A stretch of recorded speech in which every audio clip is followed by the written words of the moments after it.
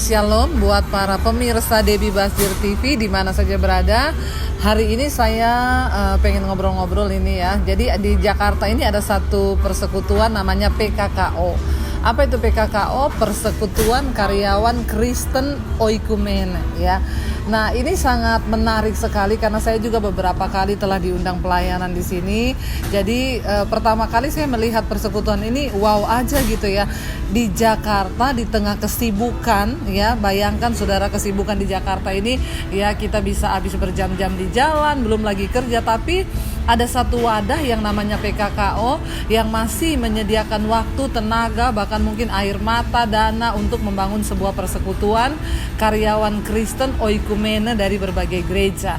Nah, ini menarik sekali juga mungkin buat saudara-saudara yang ada di Jakarta yang pengen juga rindu bertumbuh ya, bisa datang. Nah, saya hari ini bersama dengan orang-orang yang cukup punya andil ya di dalam PKKO ini. Sudah ada bersama saya Ibu Kitty dan juga suaminya Bapak Lukas. Kita akan ngobrol sama-sama. Say hello dulu, Bu. Hai. Ya, saya mau bertanya ini Ibu Kitty ya dan juga Bapak Lukas ya. Itu pertama kali PKKO ini ada tuh gimana ceritanya sih? Karena ini luar biasa sekali loh, luar biasa. Ada persekutuan karyawan Kristen. Iya. Persekutuan Karyawan Kristen Oikumene ini sudah mulai di tahun 1989. Wow. Ya, dan itu foundernya itu adalah namanya Pak Reni Rorong. Oh. Ya, jadi mereka mungkin hanya berapa orang, 3, 4, 5 orang di satu rumah. Mereka adain persekutuan sama-sama di Jalan Lamandau ya. Sambas. Jalan Sungai Sambas.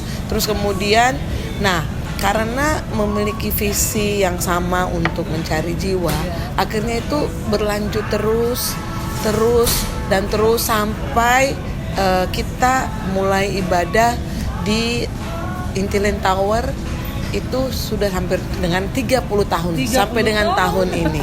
Ya ampun. Dan dari Sungai Sambas itu yang namanya dulu Intiland Tower itu dulu Dharmala Sakti. Dulu itu namanya pakai ruangannya namanya ruangan Nila Kandi Room. Iya. Jadi kalau memang udah tahu, nah nggak pernah pindah sampai dengan sekarang. Iya, wow, Jadi khusus fokus kepada marketplace dan PKKO itu banyak sekali yang banyak sekali buah yang kita keluarkan ya. Contohnya kita juga mengajarkan banyak orang marketplace untuk bagaimana memuridkan. Iya. Jadi nggak hanya ibadah, Iya. jadi banyak memuridkan dan memang banyak ini ya, ladang ya di banyak marketplace, ladang. ya. Dan saya sangat bersuka cita ikut PKKO. Kalau saya pribadi ikut Persekutuan Karyawan Kristen Oikumene di tahun 1997. Oh. Ya, mungkin udah 10 tahun PKKO-nya dan saya bertemu dengan suami di situ, Bu Pertama kali ketemu Debbie. jodoh di sini. Berarti PKKO ini mempertemukan ya. Iya, Banyak pasangan.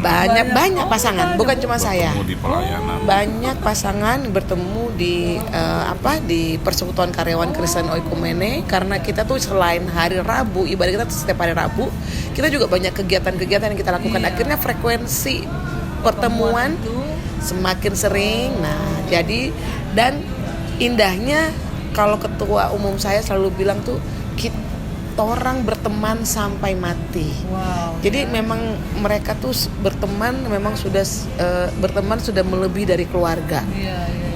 Ya, pada saat kita nikah aja tuh mereka semua yang atur. Bukan cuma kita, banyak juga pasangan-pasangan gitu. Jadi udah melebihi saudara, Sudah malah melebihi ya? saudara. Sahabat Ya. melebihi saudara. Kenapa bisa kok marketplace? Kenapa bisa kok karyawan? Padahal kan kalau mau dipikir karyawan tuh udah sibuknya kayak apa? Iya. Kenapa? Pak Lukas, iya. Jadi marketplace itu merupakan suatu ladang yang sangat besar, Besar, iya Bang. di mana di situ ada begitu banyak anak Tuhan yang bekerja setiap hari Senin sampai Jumat jam 8 sampai jam 5. Ya, idealnya seperti itu. Dan itu kita perlu menjangkau anak-anak Tuhan di marketplace ini untuk membangun mereka secara rohani. Dan bayangkan saja kalau satu minggu hanya 2 jam di gereja, sisanya itu mereka habiskan di marketplace. Dan di situ ada banyak hal yang bisa terjadi di situ. Kalau tidak dipimpin benar-benar dengan firman Tuhan, nah itu akan banyak hal yang bisa terjadi di luar keinginan. Oleh karena itu PKKO ini hadir untuk menjangkau teman-teman yang ada di marketplace, untuk saling mendukung, membangun, memberikan dasar rohani yang kuat. Dan khususnya karena kita orientasinya ke marketplace, tentunya banyak firman Tuhan yang bisa menjadi bekal kita untuk bekerja dengan lebih berkualitas dan juga menjadi dasar di marketplace, supaya kita tahu bahwa tujuan kita Tuhan tempat di marketplace bukan hanya bekerja, tapi ada calling di situ. Kita bisa membawa nilai-nilai kerajaan Allah ke dalam marketplace. Bahkan dari dalam marketplace ini, contohnya saja, kan kita pergi ke gereja, ya kita bawa persembahan, itu persembahan dari marketplace kita. Juga kita berikan persepuluhan dari marketplace, dan itu adalah ladang kita. Nah ini yang kita mau bawa nilai-nilai kerajaan surga ke dalam marketplace. Orang ngerti bahwa orang kerja ini sebenarnya bukan hanya kerja dapat gaji terus foya-foya habiskan beli kebutuhan ini itu, tanpa menyadari bahwa ada tanggung jawab panggilan rohani di situ. Itu yang menjadi beban kita. Kemudian yang berikut yang juga sangat penting adalah tentunya amanat agung Tuhan Yesus, yaitu pergi dan jadikan semua bangsa murid. Dan itu adalah tanggung jawab semua orang, termasuk profesional, eksekutif yang ada di marketplace, bukan hanya pendeta atau hamba Tuhan atau pengerja atau evangelis kayak hamba Tuhan Ibu Dewi Basir, tapi kita semua punya tanggung jawab. Nah, PKKO hadir untuk memberikan nilai-nilai ini, membagi rasa tanggung jawab rohani ini, bahwa kita semua ada sebuah amanat agung dari Tuhan Yesus untuk semua orang yang namanya orang Kristen, untuk memberitakan kabar baik. Dan di samping itu kita juga harus hidup seperti Kristus, yaitu memiliki karakter Kristus. Di mana dunia ini penuh dengan berbagai masalah, dan kita pergi untuk membawa solusi, Contoh, tentunya di kantor di mana kita berada, kita bisa mendoakan kantor kita. Ya, jadi kira-kira gambarannya seperti itu. Itulah PKKO hadir. Dan bagus loh, bukan saja kita ke gereja pada hari Minggu, tapi di tengah-tengah minggu kita bisa mengajak teman-teman dari marketplace untuk datang memuji dan menyembah Tuhan. Jadi kan kalau hari Minggu mereka sudah di-charge, masuk ke hari Senin sudah mulai bekerja lagi kan, sudah banyak tantangan, dimarahin bos, persaingan. Selasa begitu. Nah, Rabu ngejar target, ngejar deadline. Ya, karena sangat stressful, sangat stres. Jadi kita mengerti bahwa di PD sendiri memang sudah banyak juga ada PD kantor ya. Tapi itu lebih ke kantornya. Tapi kalau kita lebih kita mengequip lebih jadi lagi, tidak hanya mereka mendengar firman Tuhan. Dan juga tentunya supaya teman-teman di marketplace ini, kita tahu bahwa anak-anak Tuhan di marketplace ini juga Tuhan taruh ada spiritual gift, ada karunia-karunia rohani yang perlu wadah, perlu ladang agar karunia ini bisa keluar dan berbuah, dan dibekali lebih lagi dengan firman Tuhan yang lebih khusus berorientasi kepada marketplace dan profesionalisme. Karena firman Tuhan itu dia menjawab segala persoalan, bukan hanya masalah iman, tetapi juga bagaimana kita bisa bekerja secara profesional, membangun relationship dan kita mengerti tujuannya, relationship, profesionalisme, semua ada di dalam firman Tuhan. Dan kita ada di dalam marketplace atau dalam satu lingkungan pekerjaan itu bukan semata-mata karena kita periuknya di situ atau hanya karena uang, tetapi kita harus memahami bahwa pasti Tuhan tuh punya tujuan, punya rencana kita ditempatkan di situ. Jadi ya kita harus jadi garam dan jadi terang di tempat kita bekerja. Nah, kuncinya sebenarnya begini. Kalau yang namanya anak-anak Tuhan, dia benar-benar mengerti, dia menjadi garam dan terang. Pada saat terjadi mungkin ada masalah di kantor, mungkin ada isu-isu di kantor, nah dia akan kelihatan apakah dia terlihat atau tidak, apakah dia ikut dengan arus dunia atau dia menjadi pusat solusi. Jadi umpamanya orang akan bilang, aduh lagi begini. Nah kita sebagai anak-anak Tuhan yang sudah diperlengkapi akan bilang, iya nih harus. Atau kita yang bilang pegang firman bahwa dalam segala perkara Tuhan yang turut bekerja. Jadi mau dimanapun harusnya kita gak masalah. Terus apa kegiatan-kegiatan yang selama ini ada di PKKO selain ibadah setiap hari Rabu itu ada apa lagi? Kalau kegiatan rutin ya, kalau kegiatan rutin itu yang pasti setiap hari Rabu ibadah. Itu kalau tidak gedung tutup atau kalau tidak ada badai itu pasti akan buka terus. Ketua umum kami Pak Reni itu selalu pernah kita memang sampai ada pengser segala macam, selama nggak ditutup ya kita tetap walaupun cuma pengurus aja yang doa, tapi Rabu itu selalu ada. Nah setiap hari Rabu, dan kita setiap akhir awal bulan itu pasti setiap awal bulan kita adakan namanya doa semalam sukacita, DSS. Ada ya? Ada. Jadi ada itu ada sekitar 10, 15 sampai 20 orang yang berdiri berdoa pokok-pokok doa semua yang menjadi tugas dan tanggung jawab kita. Terus kemudian selain DSS, kita pun setiap minggu ketiga pengurus itu akan mereview semua kegiatan. Jadi kita ada monitoring juga.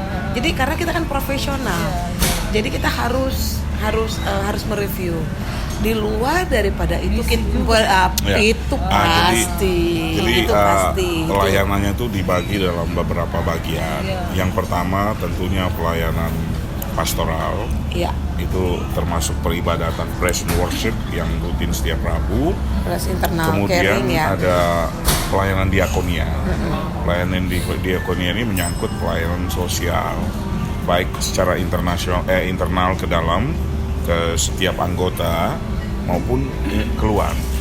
Jadi kita punya pelayanan sosial, misalnya memberi makan orang-orang yang ada di pinggir jalan, orang-orang City Care. Kita lakukan City Care. Kita kasih nama pelayanan ini City Care. Pulang dari PKKO kita bagikan makanan. Juga ada pengobatan gratis. Kita ada pengobatan gratis. Terus kita juga mengadakan daerah. Ya, itu misi. Nah, pelayanan kategori berikut itu pelayanan misi.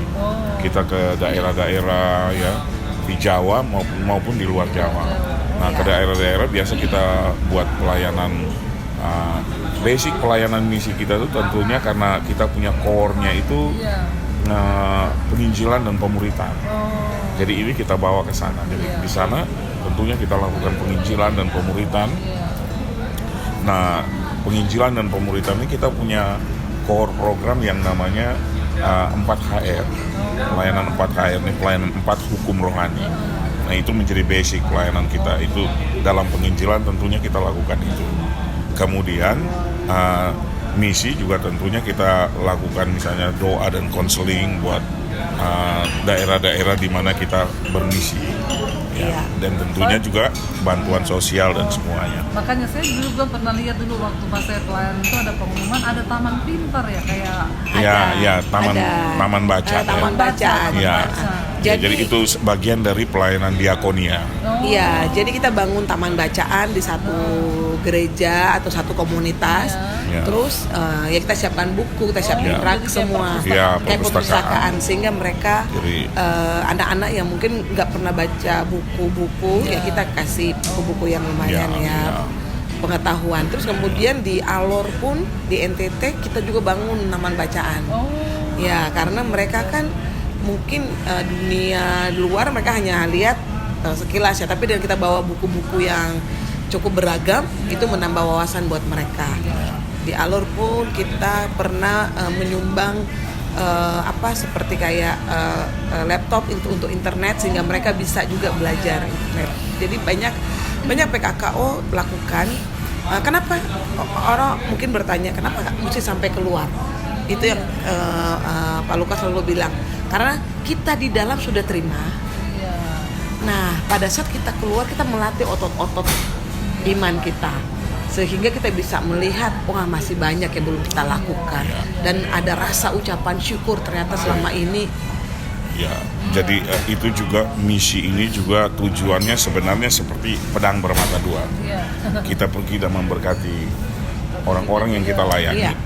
Tetapi kita yang pergi ini kan levelnya orang berbeda-beda. Iya. Ada yang memang baru awal. Oh. Tapi saya biasa kasih istilah begini, ini pelayanan misi ini pelayanan pencemplungan, penjeblosan orang. Jadi orang yang sebenarnya tidak bisa berdoa, dipaksa harus berdoa. Peperangan itu Nih, ya. orang yang tidak biasa kesaksian, dipaksa harus Iya. kesaksian. Karunia roh. Iya. Perlu wadah untuk mengeluarkan semuanya. Iya. Dan PKKO itu menjadi wadah untuk semua anak-anak Tuhan yang ada di marketplace untuk keluarkan semua potensi-potensi untuk kemuliaan nama Tuhan. Kalau tidak, di dunia sana juga banyak tawaran-tawaran kan. Iya.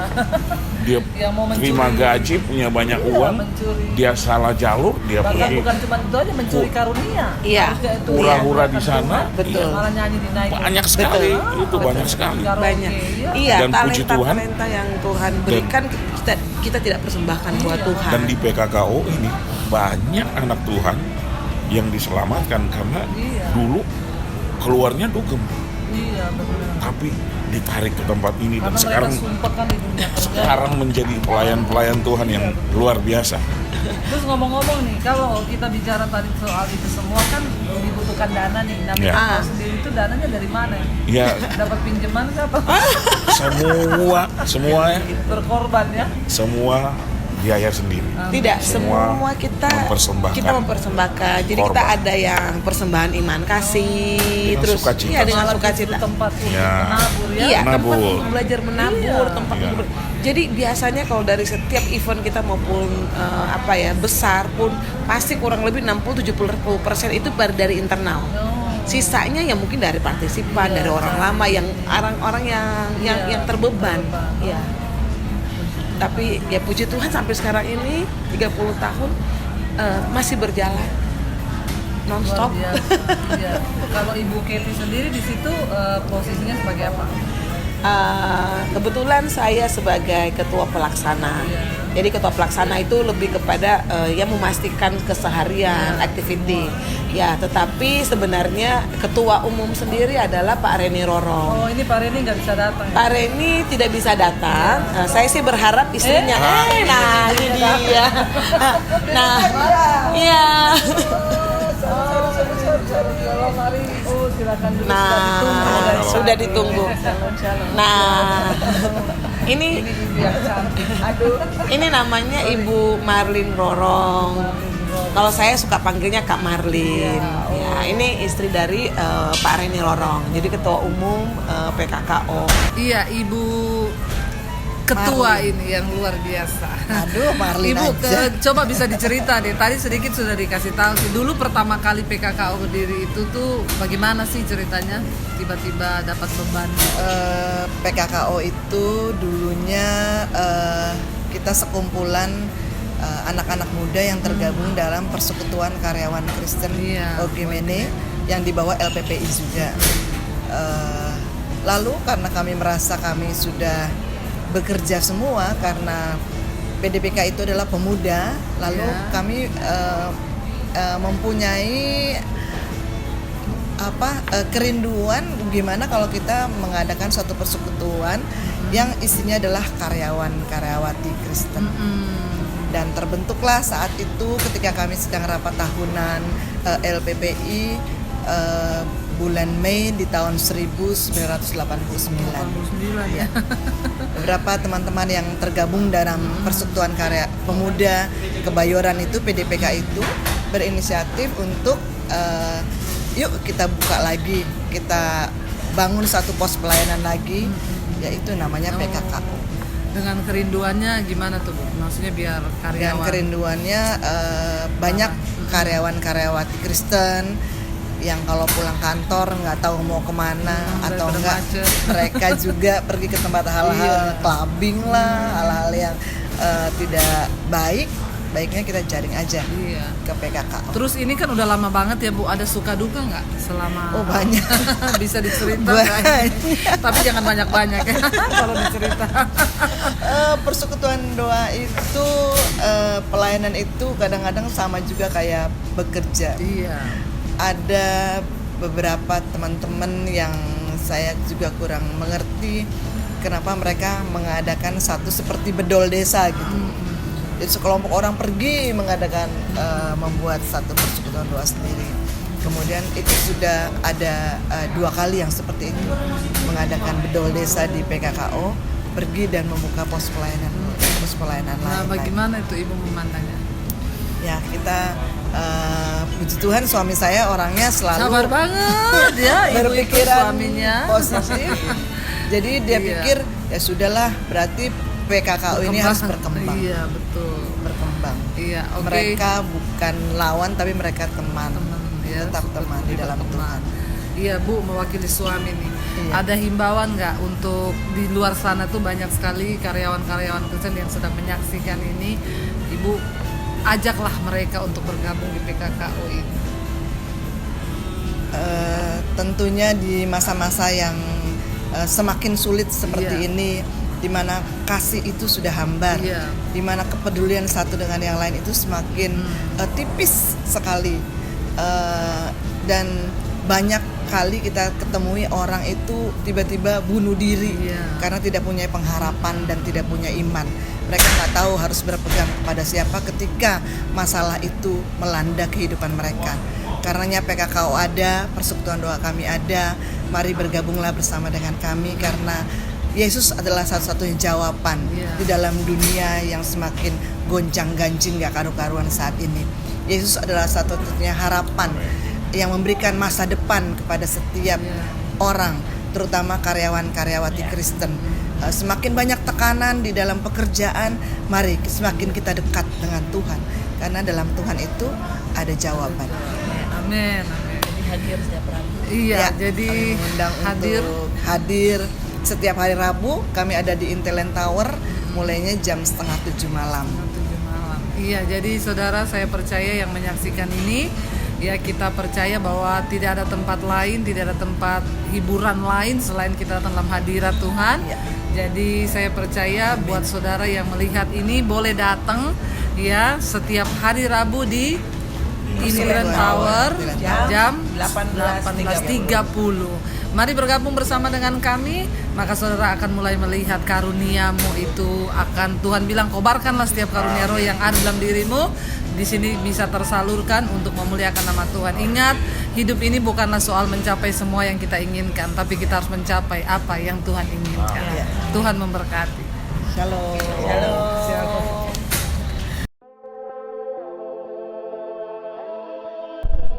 Di era yang berubah begitu cepat, kita perlu menyesuaikan dengan cepat. Bila tidak, kita akan tersingkirkan. Unfair competition, digitalisasi, pengangguran, tuntutan profesionalisme, generasi milenial yang qualified, gaya hidup, kemerosotan moral, ketidakstabilan ekonomi dan politik. Begitu banyak perubahan yang terjadi di sekitar kita dengan tantangan-tantangan yang sangat besar. Dan banyak orang sedang mencari-cari jawaban, gimana jawabannya. Tetapi kita, anak-anak Tuhan, kita mempunyai jawaban. Jadi, bagaimana kita mau memulai? Mulai dari diri kita sendiri. Jadilah kita agen-agen perubahan di marketplace. Doa. Mari kita bangun mesbah doa di tempat kita bekerja dengan mengajak rekan sekerja kita. Doakan tempat kerja, rekan sekerja, dan pimpinan tempat kita bekerja. Membagikan kabar baik. Tugas memberitakan kabar baik kepada semua orang. Berbagi hidup.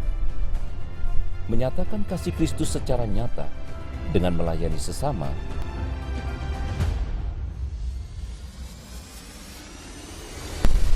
Kehadiran My Office My Calling yang terlahir dari kerinduan PKKO, Persekutuan Karyawan Kristen Oikumene, untuk mengajak profesional Kristen berdampak sebagai garam dan terang dunia. Hadirat Tuhan menjadikan anak-anaknya memiliki ide-ide yang kreatif dan memiliki terobosan-terobosan yang baru di marketplace. Hadirat Tuhan akan memampukan kita untuk tetap berdiri sekalipun kita menghadapi tantangan di dalam pekerjaan. Hadirat Tuhan memampukan kita untuk membawa nilai-nilai Kristiani di dalam pekerjaan kita. Hadirat Tuhan mendorong kita melayani sesama untuk mendatangkan berkat bagi marketplace, workplace, kota, dan bangsa ini. My Office, My Calling. Satu cara dan sarana yang Tuhan persiapkan buat kita semuanya untuk meluruskan jalan baginya. Persiapkanlah jalan bagi dia.